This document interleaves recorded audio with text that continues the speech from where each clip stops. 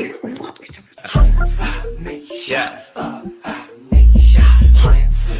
Young poet. Transformation. Yeah. Transformation of a nation with a pop run. Need help, call God, he the problem solver. Dr. Travitt will teach you to walk in apostolic. Wow. Equip every single one of us with proper knowledge. We bossin', of course. Finna change a whole nation with the proper knowledge. We bossin', what we do? Finna change the whole world with the proper knowledge. Welcome to Transformation of a Nation. I am Dr. Rhonda Travitt and Dr. Nick. How you doing?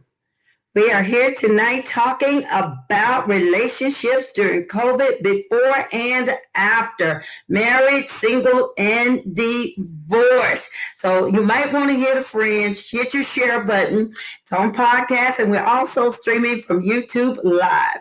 Okay, tonight I have the one and only Stacy J, 365 Live Empowerment. Live Empowerment. Right? I cannot. Okay. Live Empowerment. Okay. The Stacy J, the one and only. You heard it on radio, TV, so many other places. She speaks on empowerment. And we also have Nikki and Said Tillis. The Tillises, they've been married how long? 21 years, y'all. 21 years. Yeah. It's more than that, though. This is my high school sweetheart. So I can't shake it. I haven't been able to shake it. Okay, awesome. So, and then the next couple that we have are Crystal and Kashawn and Crystal Gaskin. And they are ministers and entrepreneurs as well. So everybody here is entrepreneurs and very business-minded people. But we've all been married, and we're not going to come on tonight and talk like marriage is all bad, but we're not going to act like it's been all good. So we want to talk real talk and grown-up talk. So please share. And if you have somebody that's going through, that want to be married, want to be divorced, we have everything for you tonight. And Pastor and I've been married 11 years. 11 years. So we have a little bit of everything. How long has the Gaskins been married again? 21 years. Oh, both of y'all 21 years. Wow. Okay. Yeah. We're going to get a lot of knowledge tonight. Okay. Okay. So during COVID, tell me how, I guess I'll start off with you, Miss Stacy. During COVID, how have you been during this pandemic time, and what have you been doing for yourself? Well, in January, my little story is I was in a relationship and broke up in January and moved as an empty nester for the first time in March. And that's when the lockdown happened right then. So I was excited about having my own place by myself. But then I found myself like, I'm gonna be alone because nobody can come over because we're sheltered in place. And so in the beginning, I had like a little fear. I let a little set in. But then I had to shake that off because I knew that this time alone was really going to be really good for me, from coming out of a relationship, from adjusting to not having my children in my home. And so it has been really a great time for me. I mean, besides not having access to do a lot of things that we like to do, it has been great for me. I mean, emotionally, spiritually, financially, in so many different areas. I've just taken such advantage of this time, being by myself. That has just been great for me. Okay, that's awesome. And I'm going to come back to you because you didn't just come out of a relationship. You came out of a 5-year relationship. Yeah. So you be able to help a lot of single women in the process of breaking up and finding themselves and being whole and coming to that place where you are and empowering them. So the Tillises, I want to speak with you. How are you guys tonight? We're good. We're real good, actually. Yes, we are excited to have you guys on as well. So tell us a little bit about your relationship. You said you were high school sweethearts. Yeah. You've done everything together. Y'all ride or die. We ride or die. and dying was the option before we started coming to church. But go ahead, wife. I'm sorry. Y'all don't know me. I will take over. So I'm going to allow my wife to speak. Talk a little louder, Nick. We can hear you. Yeah.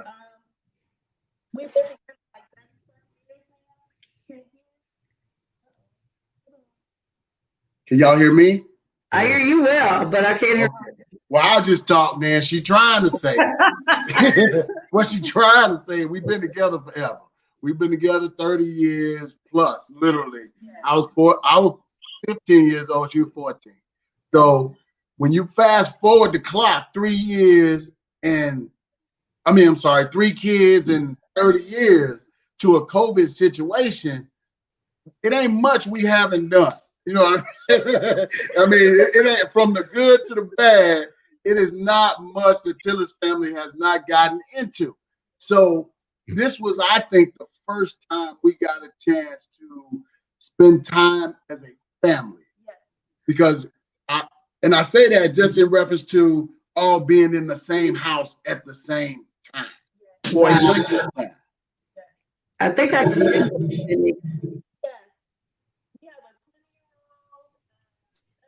You gotta talk like that baby voice. Go ahead. We have a 20-year-old. There you go. You gotta talk like that. 17-year-old, and an 11-year-old. So college, middle school, high school, all in the same house, 30-year relationship. There's a lot of kinks, and we worked them out. Yeah, but we knocked some heads. Like, there were some opportunities, times where our marriage looked like, do you really want to be? Is this what you want to do? I mean, this is a good time to go ahead and, you go your way. You got, the kids old enough, and thank God for CJ. That's all I'm saying. My son, he's 10 years old, so thank God for him. That he was there. Still 10. Because if he was like these other jokers, if he was 10 years old, he was 18 and 16, he might have handled it, but not at 10. So thank God for my 10-year-old son. So we gonna go to you guys, and then we're gonna come up because you guys, y'all did some stuff. Yeah, we did some stuff. Yeah. Like married, y'all was gangster kind of. That stuff that people don't want to talk about. Y'all was gangster kind. Yeah, we push marriage limits that most people don't. So, yes. So I'm gonna come back to you, and I'm gonna come to the gaskets now. Now, Crystal and Kashawn.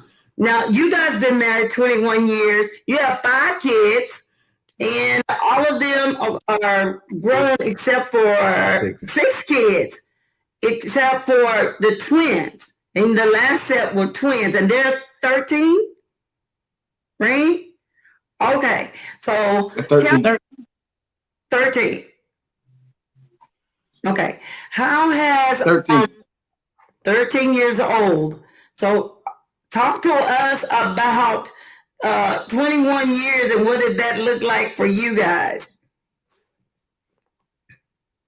Because everybody thinks 21 years is easy. It's not easy. The first, nothing about easy. No, not easy. Okay, so talk to us a little bit about those that are in a relationship, and talk to us about the first few years of the relationship, because somebody may be there now, and then we're going to fast forward to COVID. Right. Go ahead, Pastor. No, go ahead. Yes. Okay. Well, we've been together like them probably about a good almost 30 years. So it's been real. The first part of the relationship, I say, that was the, allowing you to know who I wanted you to know.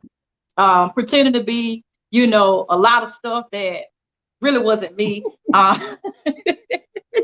Yeah, I ran the bath water. Yeah. I did all of that kind of stuff. I was cooking and stuff like that. And then when he moved in, I was like, look, I don't do that. So we kind of switched roles. And so it's kind of like I was the man and he was the woman. So he started doing the cooking, So, we had some good first years, what I'm saying? But it was a lot of adjusting. a lot of, okay, let's just settle down and let me be who I really am. You be who you really are. And then we went through a trial where we almost separate. Well, we ended up getting married, and we had a sweet first 5, maybe 5 years, and then we hit a road where we, you know, I didn't know who I was.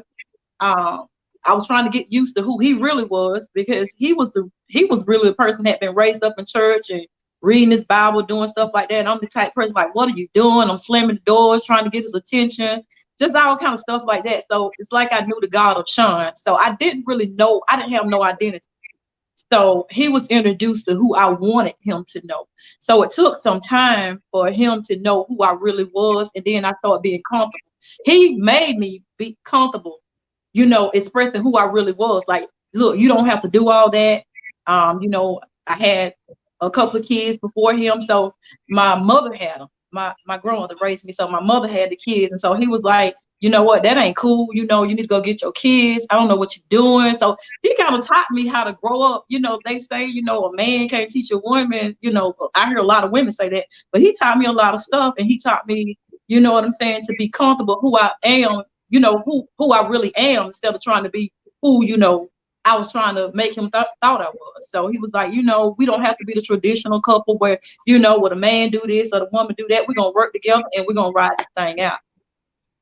And you guys were about the play. You guys were very honest, and you wrote a play about your relationship.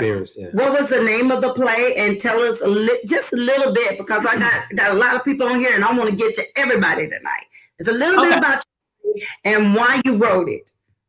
Well, I wrote it because God dealt with me. He told me to write it. It was called What Goes Around Comes Around. It was about she cheated, he cheated, but God delivered. So we told everything. We told the cheating. We told, you know, I cheated, then he cheated, but then God delivered. But God actually moved us away to deliver us, because actually when we moved to Atlanta, because we were trying to, both of us decided we were still going to be together. And it was so many people in his ear, so many people in our ear, trying to make us think that we couldn't make it, trying to make us think that he was still doing this, trying to make him think I was still doing it.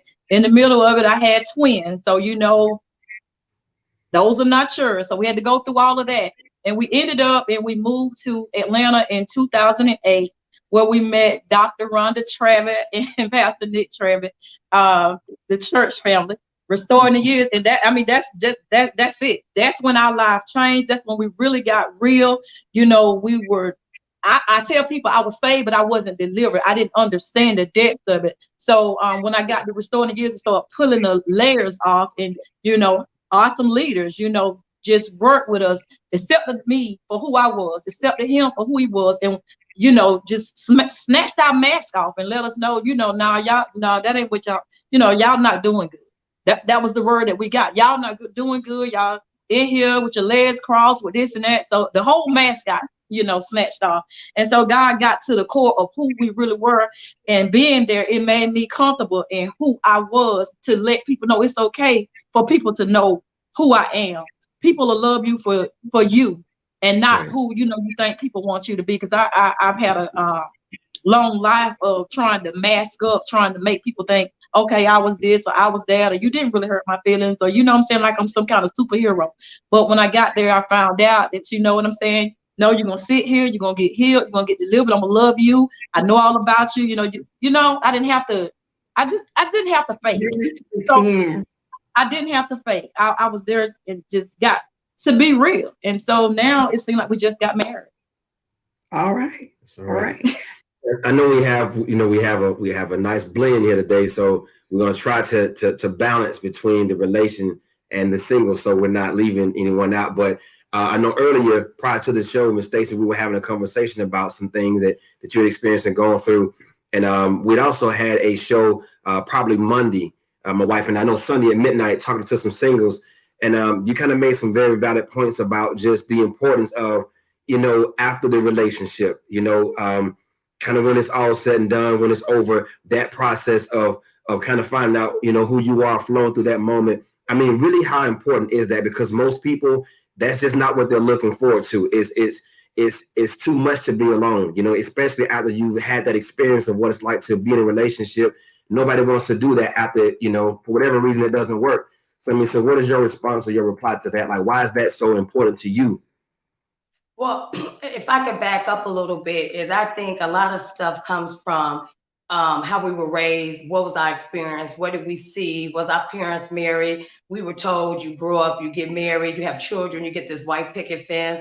You need a man, you need a woman. And so we grow up with those ideologies and we kind of base our life off of that. So I was married before for 11 years and with him for 15, and we got married really young, like at 24, 25 years old. So of course I don't really know who I am. I'm a young mother, and so we had to navigate through that relationship for 11 years with the rough patches and all that. And so then we got divorced, and I moved to Atlanta in 2009, and I'm like, okay, I didn't really take the time for me. I was just out and I was single, and your friends trying to get you over another man by taking you out to parties and stuff like that. And so when you fast forward to where I am now, I was dating a gentleman for 5 years, and I really found out that I didn't love myself as I thought I did. I take care of myself. I got my hair done. I'm doing all this, but I didn't love myself like I really thought I did. So when I met him, he met some of the things that I had on my little wish list. So that was it. It was like, you need this and this and that. I didn't really expand upon knowing him, but just checking off this. Needless to say, he's not a bad guy, won't dog him out, but he was a narcissist. And so now that I've gotten out of the relationship, and I knew early on the flags, the signs, they were there, but we moved past them because we either want to be in a relationship, we want to be loved. Some women are searching for their father, all those different things. And so now when I broke up with them, and it was almost like becoming free, I knew that I would be no good trying to date somebody a week later, a month later, without taking the time to say, let me accept this. Let me understand my role in it, because he didn't have a gun to my head. He didn't make me stay. He may have been manipulative, but he didn't make me stay. So why did you stay? And that's important to me for people to know, is understand the things that you went through the relationship, so you don't repeat it again, because we will repeat the same process over and over with a different man, masking different situations, and then wonder why relationships don't work. So like I said, when I moved out, we separated for a while. I had to stay with my girlfriend. So now that's something, I'm a 40-year-old something woman, staying with my girlfriend and her husband, which I'm thankful for. However, all of this is making me think about me and my life and myself. So then when I moved in my apartment, I'm like, okay, this time is really going to be for me. I'm going to get deep down, pray, understand, read, self-help, development, whatever I need to do to learn Stacy. And so these, what has it been, about 6 months, 7 months, have been so amazing, because when I learned how to love myself, I had to take that look in the mirror and really accept that, because we don't want to accept a lot of things that considered maybe wrong with us. We want to be like, I'm fine, it was him. So when I was able to look in the mirror and say, why don't you love yourself as much? Why are you taking things that you know aren't right, that makes me feel like I'm walking on eggshells, or I'm really feeling empty at my core? And that's because I wasn't loving myself. So when I meet someone else, I don't need you to love me for, because I don't love myself. I love myself, which means that I'm going to show you how to love me. And I'm hoping that he knows the same, because people come into relationships broken. They come into relationships, we all have something, but I'm saying a person that does not do any type of personal development to understand who they are at their core, then you're both going to repeat the same process and keep bumping heads. And I'm not trying to bump heads with nobody no more.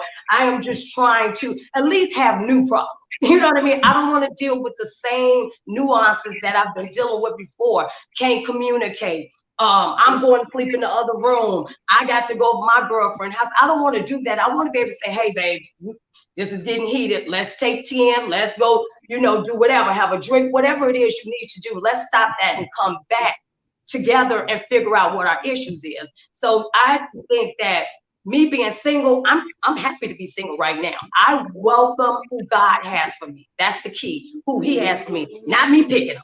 Because we pick our men. We like, girl, I think that's my husband. And it's like, but when you think about it, like, well, why do you think that? Is it because it's the first guy that you've met and you've been lonely and by yourself for a long time? So it's like, he look good, he got a job, he this, it's him. No, you got to go deeper than that. But again, it starts with you yourself before you can really value and accept somebody else. Oh, go ahead. No, I love that. I'm so glad you said that, because that is something that we see all the time. People want to be married, but they don't love themselves, and they're looking for somebody to give them what they need to give themselves first. Else, it becomes a leech type relationship to me. What do you think about that, dear? I agree, and not only that, I mean, it's almost like anytime you give advice to someone that's in that single state or phase, like right now, as far as what you're referring to, they see it as a moment that they're being cursed, but that's not how you perceive it. And I think, so when we're trying to teach people or encourage them, they see this moment as this is just a cursed moment, and God, I'm not gonna find anybody, but as a matter of fact, this is probably your best moment because it allows you to see you for you. And like you say, you're not going back into another relationship, recreating the same guy. You're actually able to, that's good. That was a real good nugget. And right? you know what else? I've learned a little bit about connection versus attachment. I've had attachments.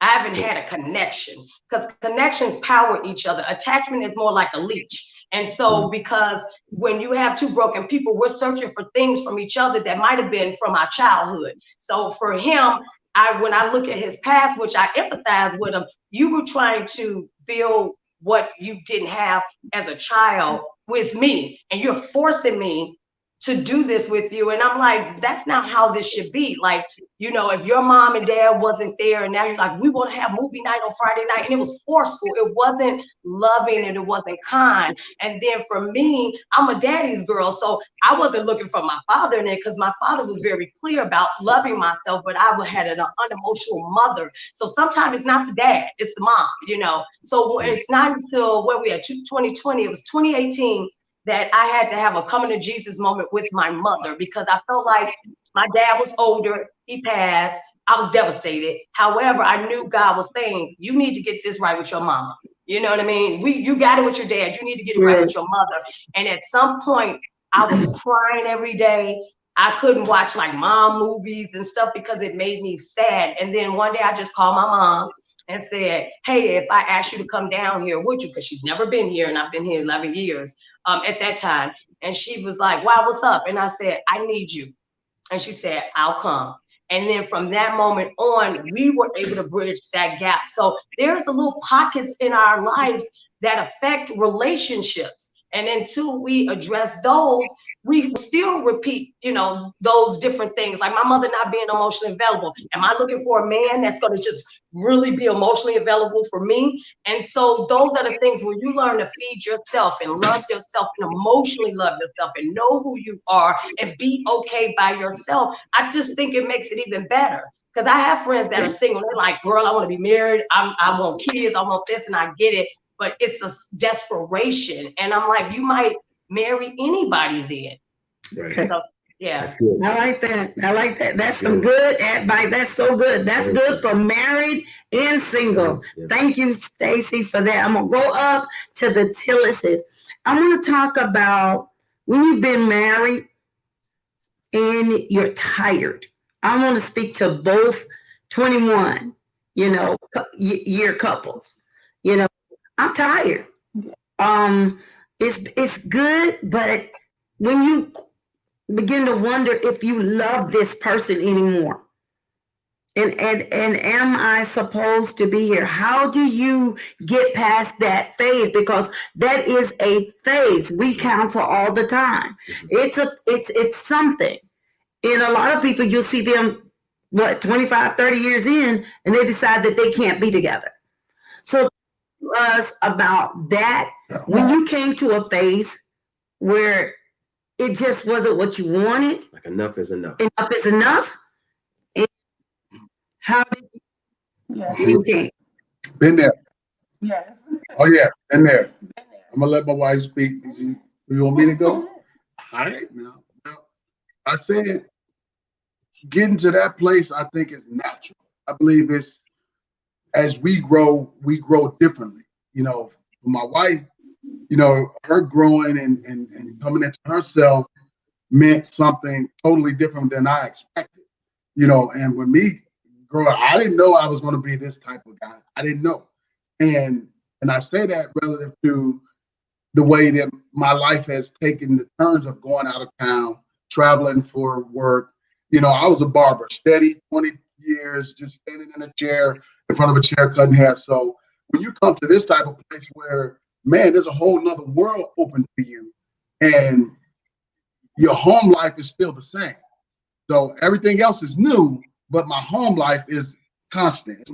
So for me, I had to really get to that place with my wife to say, are we going to do this? Because if we're not going to do this, this is a great time for me to do something else. And it's a great time for you. You're still young, you're beautiful, you know, you got options, you know, but I think what helped us is the goal of our marriage. That we did have a goal. We did have to that. Well, can you speak to what you, and I want you to think about this as well, Gaskin, so when I come to you, what made you get to that place? What was not done or what was missing, as Stacy stated, inside of her that made you get to that point? Or did you begin to take each other for granted? Yeah. That's exactly what it is. You hit it on the head, Pastor. Yeah. Yeah, I think you gotta lead toward him because we definitely took each other for granted. You know, we didn't appreciate the simple things. Yeah. And we had an expectation of each other that wasn't realistic and it wasn't spoken. So I'm expecting him to do something that I never expressed to him that I needed. So, you know, it's like you want blood from a turnip. So we learned during COVID to communicate a lot more and a lot better. We had some really, really hard conversations about our future, about our past, about our marriage, about our finances, about our, you know, our intimacy. We had hard questions, and we asked asked some really hard questions to each other. But it also helped us to appreciate what we loved about each other. And for me, that took me back to the core of who he is. You know, he's been my best friend for 30 years. He hasn't changed at his core. He's matured and, you know, he's grown a lot, but he still is a very loving, smart, funny person. And I love that about him. So I had to go back there, and the Holy Spirit really helped me to see him for who he is and understand that. And if you want something, you got to give something. So I had to change. I had to grow. I had to mature. I had to offer myself. So in return, I got what I wanted. And that was for my husband to appreciate me in the way that he does now. Yeah. And you have come a little bit for the mic. Okay, see it. Okay, there you go. Ms. Nikki needs to move over a little bit. Okay. There you go. Our microphone is right here. Okay. Y'all hear me now? Yeah, we can hear you. Okay, so what I'm thinking, what it triggered in hearing us speak was about our past. And when you have a relationship like ours that's been there forever, I'm sure the Gaskins can attest that the past, if you don't do away with it, it is your present. You know, like literally, that's your present. I've been married to my wife, but I also been married to her and these other guys that I played in my head. I've been married to all of them, you know, and that was the hardest part for me, just moving forward and accepting her for who this is. This is a faithful wife of 30 years, of 20 years, literally. Like, man, dude, are you stupid? How many men can really say that they have a faithful wife for 20 years of marriage that has not stepped out on them, that don't, you know, ain't had no other people that way, you know? But I mean, I almost allowed our past to dictate my future with her. And I held that. And when I held that, I was able to keep a distance and keep a stiff arm and not necessarily give her what she wanted, because I felt like she always owed me something. You know, so I went through those phases like, you owe me sex every night. You owe it to me. You know what I mean? You owe it. Like, that's just what it is. You know, I mean, I'm just keeping 100, y'all. That's how I felt. Like, you know what I'm saying? Like, man, hey, look, like Color Purple, get on over here and do it. You know, like that was the mentality. It wasn't right. I'm not saying it's right. We keeping it 100. So, I mean, that was the mentality. Like, you know, I endured you all those years, and I kept that as a real badge over my life. But, you know, I know COVID did that for us. It freed us, and we were determined going into COVID that we weren't going to come out the same. We were not going to come out of this thing the same way we went in, relationally, financially, emotionally, a whole lot of ways. And that was one that we put before the Lord. And he did away with it. They're talking. I was telling my husband I appreciate that, because you hear everybody talking about I'm not coming out of COVID the same, but it's always monetarily and this and that, creativity. Right. No. They're you don't often, yeah.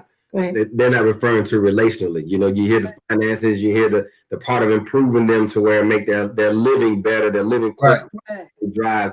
But what about the emotional growth and maturity? What about the individual growth and maturity, like Miss Stacy was talking about? You know, what about things that are really, you know, help further you as a person and individual, not just push you in terms of how people view you, but really who you are, you know, internally, making some real change that'll bring forth longevity, not just, you know, materialistic trinkets. Yeah. That's good stuff, though. Thank y'all. Again, with the same question we're asking.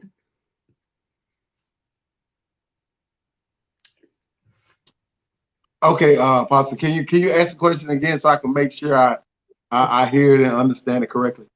So pretty much, you know, just how did you guys navigate through that time and that season of just enough being enough, you know?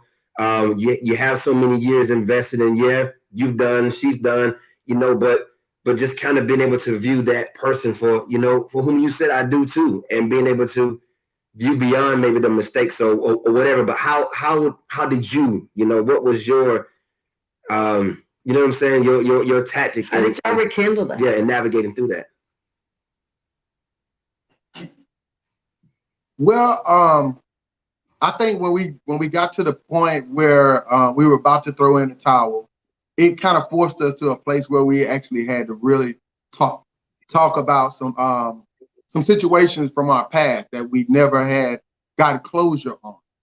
So once we had that talk, because I remember we were talking in front of a gas station, and I was like, you know, because I was scared she was gonna kill me. So I said, look, okay, up until this point, I don't know the answers to a lot of stuff. So I said, so she said, ask me whatever you want to ask me, and I'm gonna give you the answer. So I asked her a lot of questions, and she answered me truthfully. And it's like, because I loved her, I knew a lot of the stuff was like lies or fairy tale, but I wanted to believe it. I wanted that to be the truth. But so I knew the truth, but I needed to hear her say it. So after we had that long talk, we actually, I remember I said, well, look, now that the truth is out, if you still want to try this one more time, because when we met that time, we were actually meeting to meet the next morning to go to a divorce lawyer.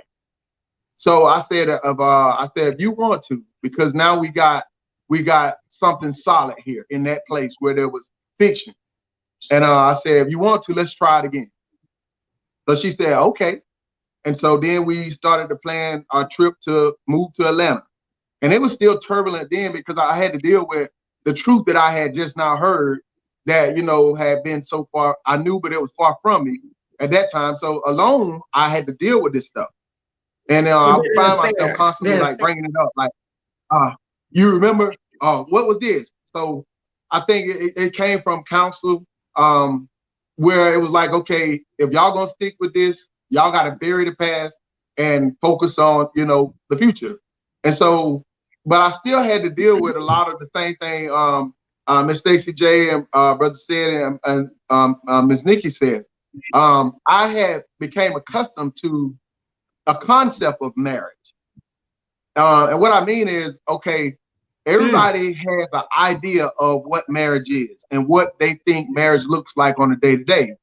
But like the other couple said, you never really communicated. But this is an image that I have in my head. So when I come home, my wife will have a hot meal on the stove. I'll have bath water ran, and I get a maximum amount of back rubs a week. And like Brother said, I have intercourse whenever I feel, like it. And you have this in the back of your head. But the real thing about marriage is the work of marriage. So I had an idea that I was expecting, but I didn't realize what work was necessary to cause her to give me the response that I had envisioned or imagined, rather. And so it caused me really to kind of reanalyze how I dealt with my wife. Like, okay, if she's constantly having to see about the kids, and she's basically almost to say a slave, like she got to cook, she got to clean, she got to see about the kids, she got to see about me. So like there was really no time for her. So I felt like it was necessary to really be that husband to say, okay, whatever I can do to take some of the load off of you, I want to do that so that you will have availability for me. But I felt it was very unfair to ask her to be all of these things and me not have, I think I just go to work and come home and, just be, the king of my castle. So it really taught me really how to be a husband, or should I say, as men like to say, well, God put me the head of this house. I learned that to be the head means that I got to do stuff first. I don't want anybody to feel like I'm trying to show something on my wife, like I'm not good enough to do it. So yeah, I take the role of helping to, make sure a house is clean and helping to make sure we cook and all of those things. And I found out that that portion makes marriage easier, as well as learning to listen to her. Right. Listen to her to respond, rather than listening from the standpoint of thinking about what I want to say next. Yeah. And I think that's been a great help with us to really listen at what she's saying and make sure that I'm clear on what she's saying or asking me. That's good. I mean, you guys are both giving some, just amazing insight on, just on the history, on the experience. But one thing that stuck out to me the most that you both said to me, the exact same, was the past and how damaging that past and those things and rehashing how much of those things are not, if you guys are not in constant communication about the past and really have resolve, it's those things that'll drive a wedge between you two, because you both said the same thing. It was a past. It was you processing the past in one place and her processing the past another way. And that thing just, it'll drive a wedge. I also wanted to ask you a question too, Miss Stacy, and this is not to, to be any kind of way, but you mentioned about being divorced. After going through that and even hearing what's going on now, just having the experience of relationship and where you've been and what you've experienced, would you say that what it was what it was? Meaning, you hear what they're saying in terms about the past and letting things go. Was it that divorce worthy? You know what I'm saying? Like, what are those situations to that point to where this is just what it is? It has to be this. Let's just go our separate ways. There's no way of working this thing out. I think with us, I always use, we were young when we got married and stuff, and I've always had that been a personal development. So, I understand that we were evolving differently. And sometimes the woman may be doing this or the man, whichever way. And I don't think we understood that. He was a barber. He was, he was in the streets too. I was traveling. I was working in the entertainment industry, and you're trying to have a marriage, and then you have kids. And so it was just a lot of missing the mark with us, and then when we even talked about counseling at that age, he's like, I ain't doing no counseling. And so you like, oh my God. So it was like we didn't kind of really know how to bring it back together. And in hindsight, if we had a little bit of that, or even had the right people around us, I think we could have worked, because my ex-husband and I now, we like this. We are so cool. And just the other day, he had made a post, and he's single now, but he was speaking of when he dates or whatever again, that he mentioned me. He said we had our ups and downs, but we overall at our core, we were cool. And so he said, if I do it again, it needs to be this way. And so people came on and was like, oh my God, that was nice. And then I replied, because it was like, he's not a bad guy. We were just young. We didn't understand how to really work out our issues. We didn't communicate. We were doing all the things I said, like going in the other room, and he's going about his way and I'm going my way. So in hindsight, taking those, knowing that you're going to evolve, you know, and having those conversations, because sometimes people feel like they're being left behind. And it's like, well, you think you think you all that or something. Just understanding that growth can be great for both parties. So no, I won't be getting back with them. However, you know, I would be at his wedding. I would, you know, definitely, I welcome marriage again. And I think the most important thing, like, you know, all you guys are saying is, you know, addressing anything that has been harboring in somebody's heart, and being able to communicate a lot more effectively and having that conversation, because sometimes we can be thinking things that's not true because we've built up our own facade of what it is. And then when you talk to your mate, you almost feel a little stupid because they're going to assure you that it wasn't. So communication is really big, but a lot of people don't really have it when it comes to intimate situations. I think that COVID allowed a lot of people to come to terms that they really didn't have much of a marriage or much of a home life, and that they really didn't know one another. And it forced them to sit down and make a decision. Some people didn't make the same decisions that you guys made, to stay together, because nothing left. They had drained so much from each other, and I think they had depleted. And once I think so much trust is gone and communication, it's hard to resuscitate. And so I admire, you know, just counseling. It takes, you men are exceptional to the rule. As a lot of men, you know, won't make these adjustments. I'm from a woman's perspective. I'm just going to say that. And my husband will speak from, you know, to the females. But when I'm counseling, a lot of men will not make those necessary adjustments. It's like this demand. It's like it's written in stone. It's like this primal thing that's over them that they don't want to change, that they shouldn't have to cook like you say you cook, or, you know, I need sex on this day. I don't care about the kids and this and that. So I really appreciate, you know, this dialogue, and it's helping a lot of men to know that my wife needs help. If this relationship is going to work, then it's going to take two of us. I just can't think about my needs. I have to think about her needs. Yeah. And from my perspective to the women, I mean, I definitely, you know, commend you guys, because even in being honest about, you know, how you felt, and you know, Ms. Kashan, when you said you asked her and, you know, tell the truth, I mean, that takes a lot, just, you know, even taking it that far, because you can still bend it and try to navigate your way through it and try to manipulate it and still come up with the same thing. But you guys were completely honest about what it is you're being asked. However, the part that I admire the most is not just the honesty and transparency, but you guys left room for, you know, whatever mistakes they made, for them to get it right. And that's the part that I admire the most, because, you know, many times it's like, if we're going to do this, then it's done, then there's no coming back from it. But if we're in this thing to death do us part, then there's always a way to come back from it. You know what I mean? It's just contingent upon both individuals agreeing this is what we're going to do. So no matter how far to the end we get, you know, we're going to leave room to resuscitate each other if necessary. So I commend that. Your honesty, at the same time, you know, you didn't just shut the guys down and say, this is what it is and I'm done, I go somewhere else. You allowed them to, you know, to make right. And that's all right. And honesty is a risk. Yes. It's a risk to really be honest and transparent, because what you want, you may lose. Because everybody says, I want you to tell me the truth. Right. And then if I tell you the truth, you use my truth against me.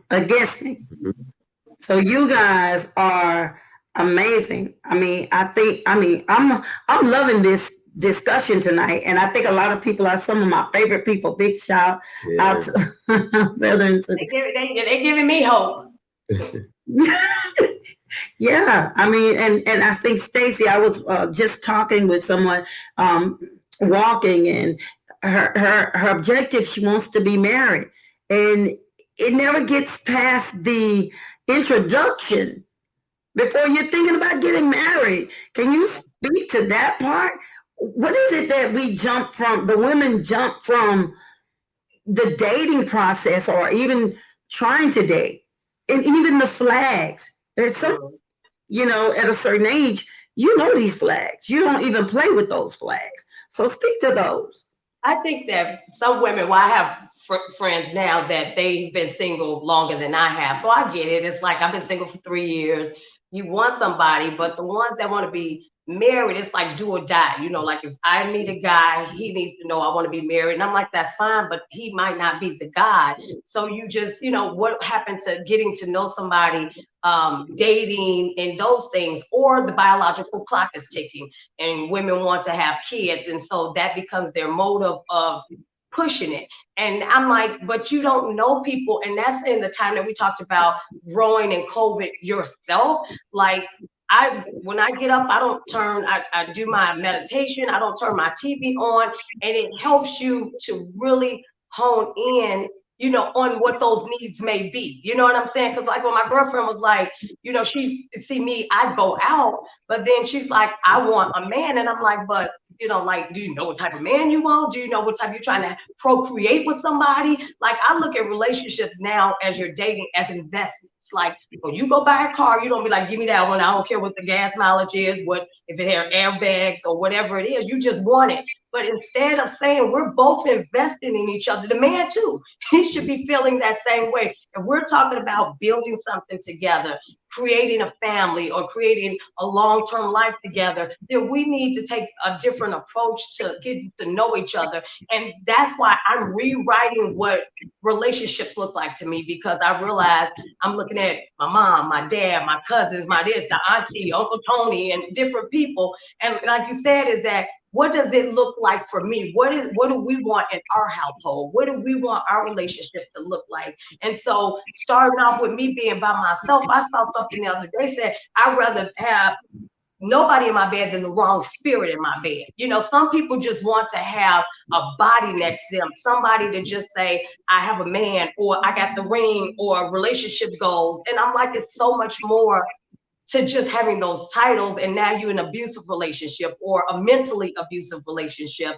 And so I'm not trying to make single look sexy or anything, but it comes from here. It comes here for me because I've been in a few relationships and I'm always around somebody. So I really appreciate this time to myself, and I know that I can hear better. I can hear better here and here, because we meet people and it's just like, he's fine, he's this, but I need to hear you here. I need to hear you. I need to hear this too, because I'll be 49 years old. I'm not trying to be doing the same things that I've been doing before. So these are the conversations I have with my single friends, but some of them are so determined. I have one that every time I turn around, she engaged, and I'm like, how? You know what I mean? But no marriage. So I just, listening to you guys and having my time in my marriage, I've just learned so much, and learning from you guys, because this is really great to see you all have been again. I think I interviewed you guys on my radio show before, didn't I? I thought they looked familiar because they had to play. But just having conversation, being surrounded around people like you guys, this is even pointing to me to help me when I am really saying, let me counsel with Dr. Nick and Dr. Rhonda, to have this information to help me be able to communicate better, to not have these expectations of people. Like you said, we go into this having expectation. He need to be this and he needs to be that, instead of letting people be who they are. And as I see that, I can make a decision before I commit to that, and vice versa. One of the things I want to ask Crystal, she's always strong, and you always got an idea, and you're an entrepreneur and you're creative, Miss Gaskin. And I think oftentimes people, because you're funny and you have that humor, you could be a comedian, you and your husband both. So sometimes people miss your pain and who you really are. So can you speak to that? Do you feel that way sometimes in this time? Because I think you're evolving. Yeah, okay, go ahead. I was just listening at you, and I was like, I do. I was agreeing with you. in here. Yeah, people they miss it all the time because I'm so good at laughing, and that's my coping mechanism. And it's really who we are. I think sometimes people think we are really trying to be funny or we trying to make people laugh when we're not. This is just who we are. Even with my husband, they think he's trying to be funny. That's just who he is. This is just who I am. I might say stuff in the way I say it. It might come out funny, but I'm real about what I'm saying. I'm for real about. And I think a lot of times because I laugh all the time or I say something that's funny to people, they think that I'm like a superwoman. And I always said that I'm gonna tell people. I said I was gonna make a post and say, look, I'm real. You know what I'm saying? I hurt. I'm just good. I just don't believe in telling people because I feel like, what am I gonna gain by telling you about my pain? Because I don't never know. And I always keep in mind what somebody else may be going through. So instead of telling them about it, I talk to God about it. Like, okay, I'm hurting here because you know me. He knows me. So I just feel like, what am I going to gain by telling somebody else?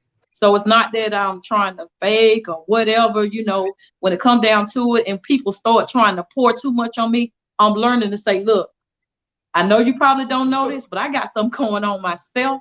And I'm going to tell you what I do about it. So that's how I cope with it. That's good. I like that. I asked that because, being strong women, Stacy strong. I know you ladies, all you are strong women.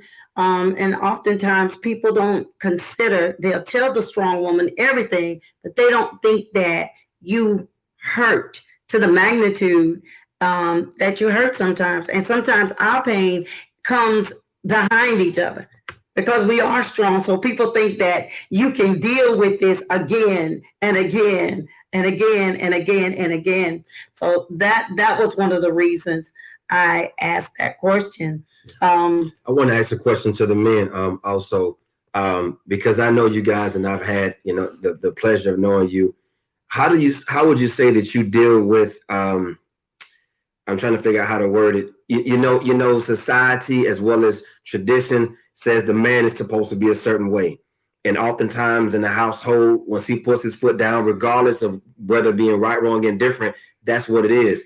So how do you deal with having that balance? Or what would you say to the men that are watching, that it's okay to have that balance, meaning it's all right to have that moment of compassion, to have those times of compromising, even when you may be in the complete right. It's not always important to get your point across, to always be right, to be the man, to poke your chest out and let her know you're in charge. How do you process that? What would you say? Either one.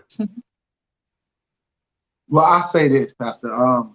That idea of a traditional man being the dominant one in the house, I think that's kind of in theory, because no two men are alike, neither are any two women alike.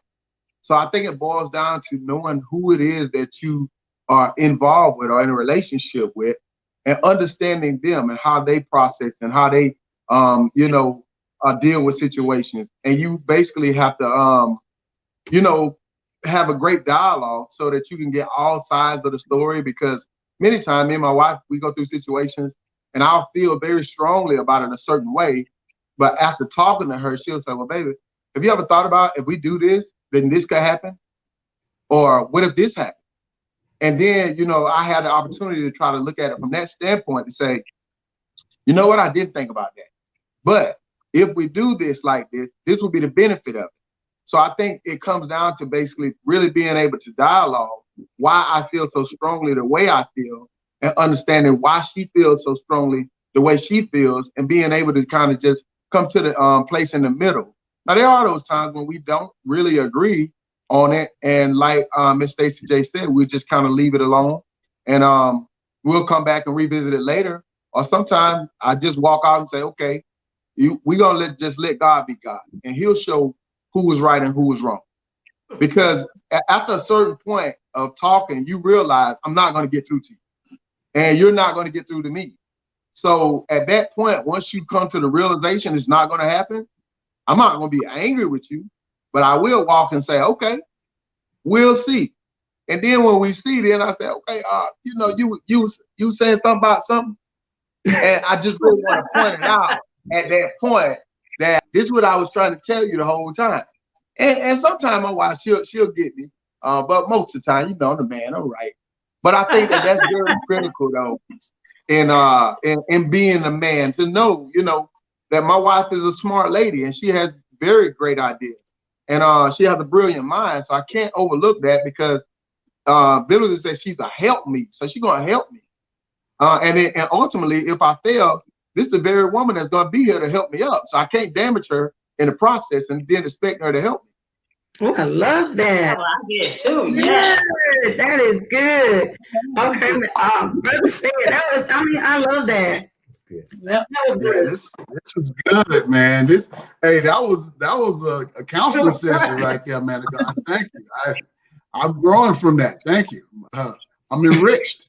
But no, what I say is, and I'm speaking from how that affects myself and Nikki. And for us, what I had to do was to realize that there were more love languages than were previously prescribed.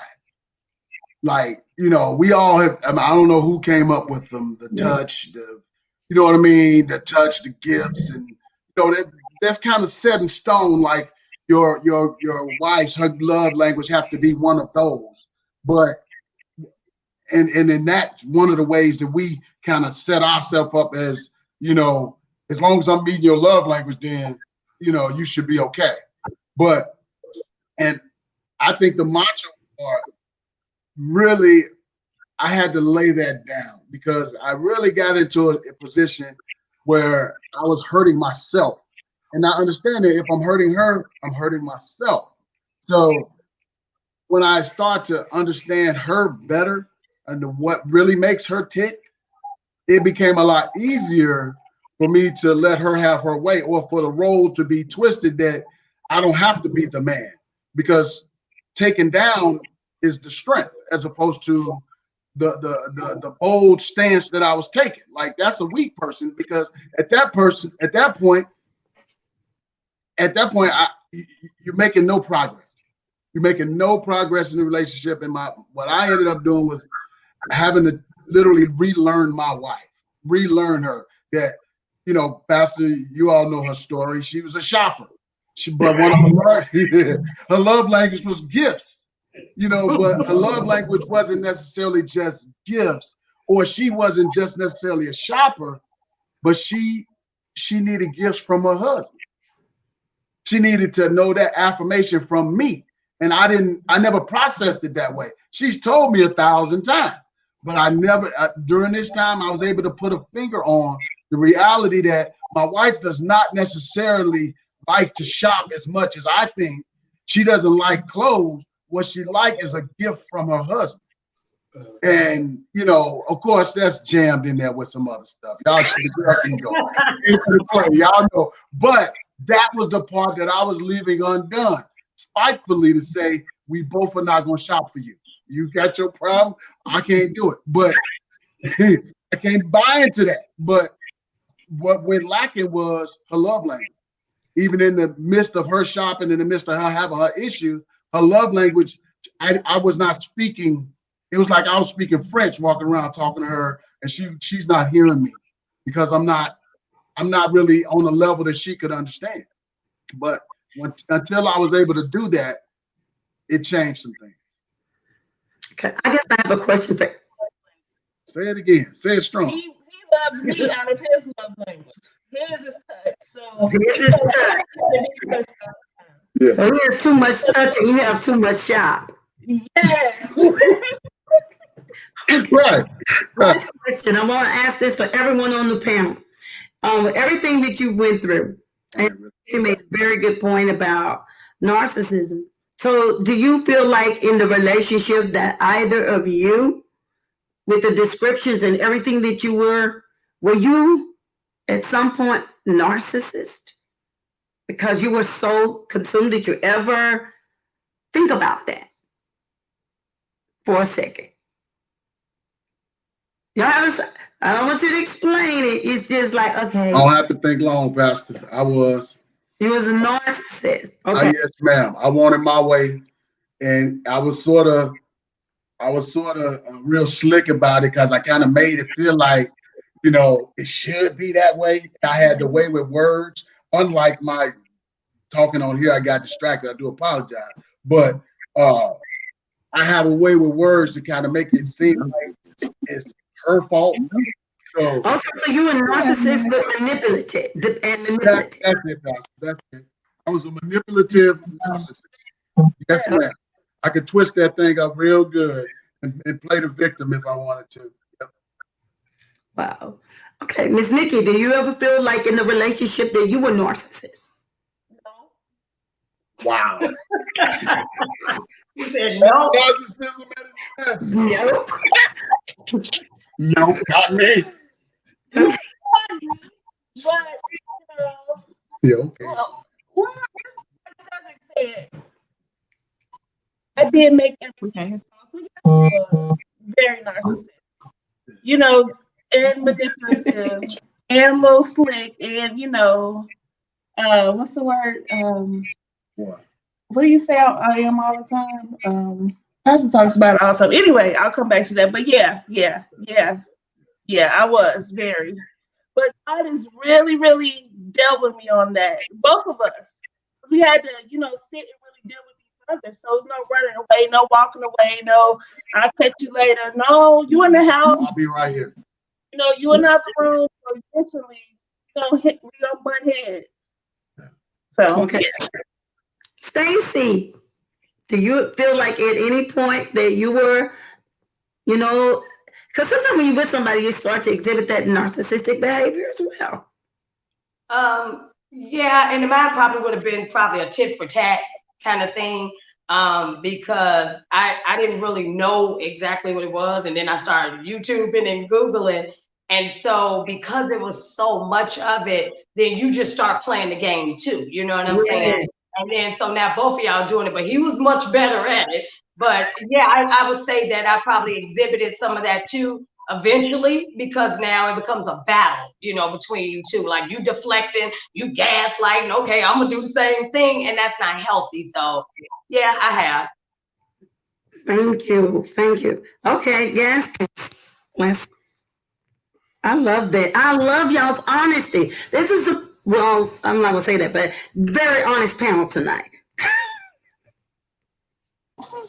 Well, me, I could be anything that, I mean, I could flip in and out. However he act today, that's how, you know, I'm gonna roll with that. If you be nice today, you know, I could just change with him. So, you know, yeah, I could, yeah. You narcissist. He can't even say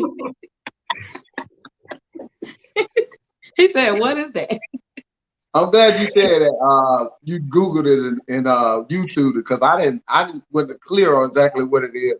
But I don't know. I don't think I'm actually a narcissist. I think sometimes when I don't get my way, I can display characteristics of that. But I don't think that's what I am. Because my wife, she don't accept no well. You know, no don't mean nothing to Chris Gaskin. So I mean, sometimes I say no, but she gonna go with it anyway. You know how a child be doing stuff and you still saying don't do it, and they be looking at you doing it anyway. And so, I mean, but I love her, so I just let her have her way. So we don't really argue about it. It ain't really a problem. But Chris Gaskin gonna get whatever she wants, you know. And I just kind of roll with her. I mean, it ain't hurting nothing to nobody. So, hey, you ain't gonna get one wife, so you might as well spark her. And you know what happens with narcissism too is people get PTSD from narcissism. Like depending on how a person is a narcissist, because some people display those tendencies, but some people are full core, and that's why I'm saying that I did research and studies and stuff, because it was like, this is not normal. I've never been in anything, and I loved him out of anybody I've ever been with, like to the core. Like if he died, oh my God, what happened? You know, like that kind of love. And to see somebody, you know, treat you like that is really why my healing, it was like, I didn't love my ex-husband like I loved him. You know what I'm saying? And so I realized I'm not claiming PTSD, but those are the things that I had to work through, because it was like, you knew this, why would you accept this? So I was like, am I trauma bonding? Am I codependent? You know, like what are these issues for that? And so when I looked at that, and like now, you know, it's almost like my antennas are up when you hear that, because the gaslighting, the deflecting, the stonewalling, making you feel like it's always you is real. And Dr. Rhonda Travitt, no, I've had many crying sessions with her on the phone, like, I don't know what's going on. And, you know, and it's hard to break away. And that's what I needed to heal on. Why? You wouldn't mistreat yourself. So, you know, why would you let somebody else? So I think narcissism is what do they call it? A dysfunction. So I'm so glad to where I am now. And that's why when I talk or get on panels and stuff like that, I try to be as transparent as possible to help somebody not feel like I'm going through that and I don't want to say anything. Yes.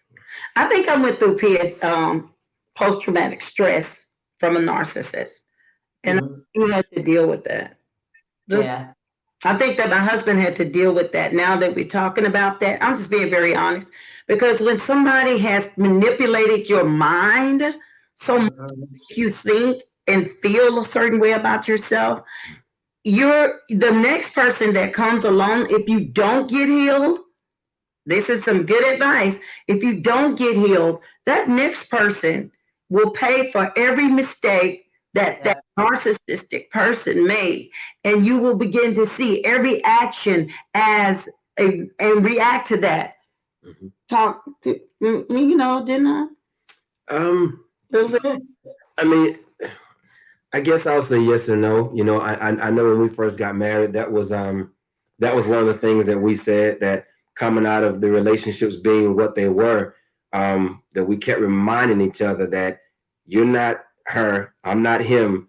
So however familiar or similar what you do and I do may be to what they did, we're two different people. So I can't approach you the way I approach her because you left a dish in the sink and that's what she did and all hell broke loose. So I mean, it's just communicating and trying to really have these things set prior to. But I believe we've both been, you know, at some point toxic to each other from you know the past. Like you say, these things they're really damaging if you don't deal with them properly. So yeah.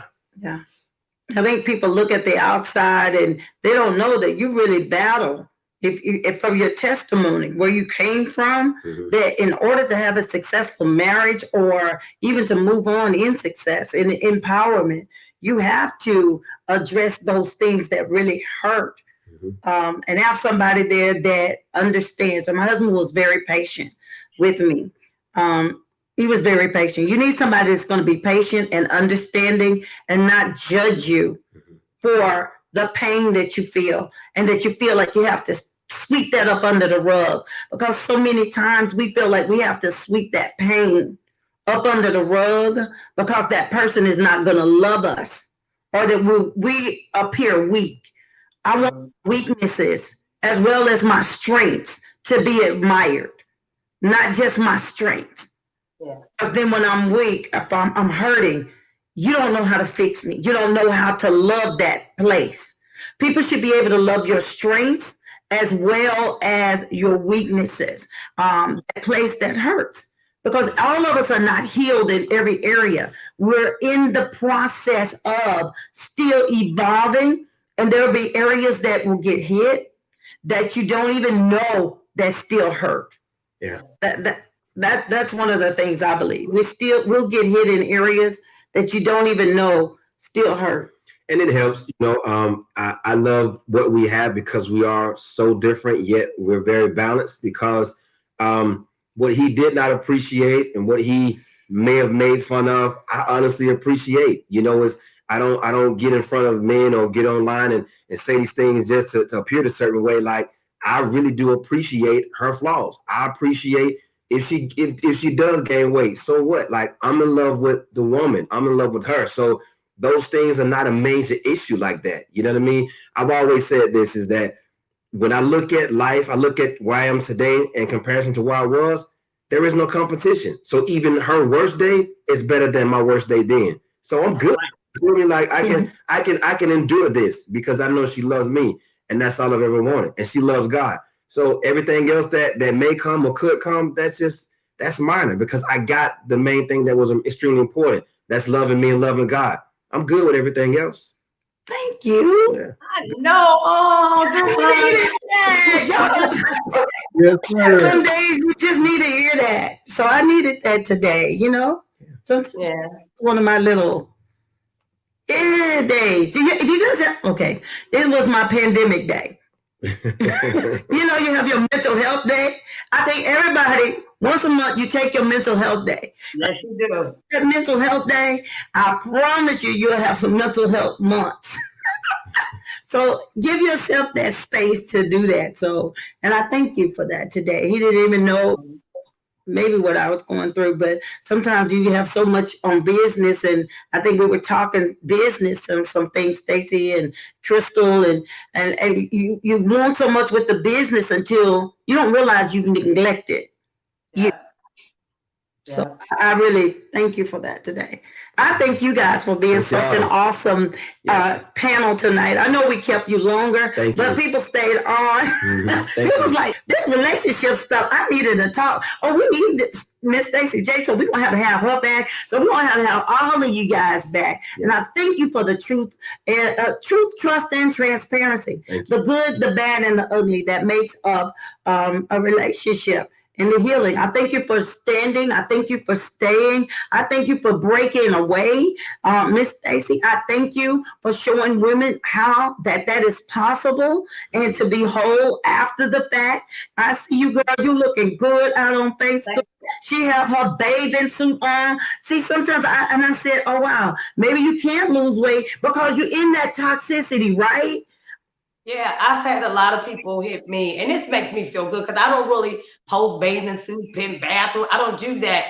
But my cousin was like, I showed, I said, oh, look, I'm slimming down, right? And she said, you should post it because I have a women's empowerment group called Live 365. And that just goes to show you could be in a toxic relationship and you empowering people, but you hurting. And so she said, Yes. post it. I posted, and the purpose of posting it was to encourage other women, not even to lose weight because I don't want to be skinny now, but just to say wherever you are, you know, you can be there. And people say, you're glowing, you look so great and stuff like that. But I know they're talking about internally, because if you feel good and you are well internally, it will show on the outside and stuff. And so that is what I just want to say to women. I welcome a man. Let's not get it twisted. I do want to be, you know, have me a man again. You know, I'm just saying where I am right now, and I'm single, guys. But just where I am now in my life is that I'm okay. I'm not praying for a man right now because I know God is already getting him together, you know, and he's getting me together. So for me to get seriously in a relationship that's not brought by God right now, I know it's not going to be right. So in this time, I'm saying I'm just everything with myself. I mean, like when we talk about the creativity, and then personally for me, I just spend so much time with myself that it's like, I don't know how to explain how I feel, but it's just such an amazing internal feel. It makes me feel good when I'm with other women and I can talk to them and they can understand that part about being okay with yourself. Because so many women are not okay being by themselves. They just want a body there to post on social media. Say, I told people when I post the next man, it's gonna be at my wedding. When I post them, it's like, I'm getting married. And they're like, how long you been dating? 3 or 4 years or whatever the time being. I don't need to showboat him. I don't need to be, you know, couple goals and stuff like that, because I want something now at this age that's real. Something that we, like the gentleman have said here, that he will take the time out to say, let me help her. We ain't having no kids, but let me help her. She's building this, I'm doing that. And me have empathy for him to say, hey, he's had a long day. Let me cater to him, because I think it's both ways. And I have sons, so I have a special place in my heart for men. I have 2 sons and I have 2 grandsons.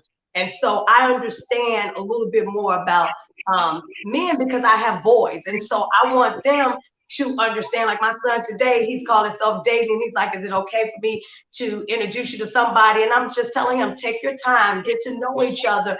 Don't have these expectations, because he's 29. So, you know, they mind where it is. But I just want to tell women to be encouraged. If you're single, take that moment to just really build on yourself and to love yourself into a place that when you receive somebody, you're able to share that love mutually. Wow. Again, thank you so much. Guys. Thank you guys for sharing your heart. Thank you for allowing us to come inside of your home, your marriage, your singleness, your empowerment, your weaknesses, your strengths. Thank you so much. Thank you for transforming, because that's what this is about, transformation of a nation. So when you transform and your marriage transform and you transform as an individual, then you're able to help others in their journey of transformation. And that's why it's called transformation of a nation, because I believe every last one of us carries a nation of people on the inside of us. And when we meet, we have something to deposit into them. So I thank you all so much tonight for being on Transformation of a Nation. Thank you guys again Thank you.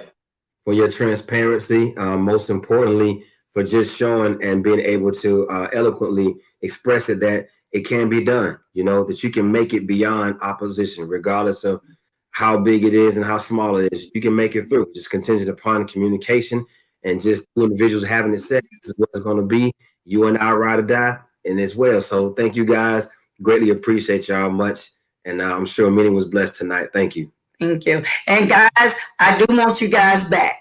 I'm going to tell you now. So I'll let you know when, if you guys have the opportunity. I pray that you had as much fun as we did.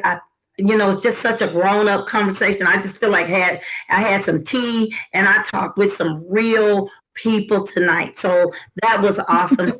So, ladies and gentlemen, I pray that you feel the same way tonight, that you had an awesome time. 1 hour and 15 minutes is what we did tonight. And it went by so fast. But transformation of a nation. We will see you next week, next Wednesday, Lord willing, at 7 p.m.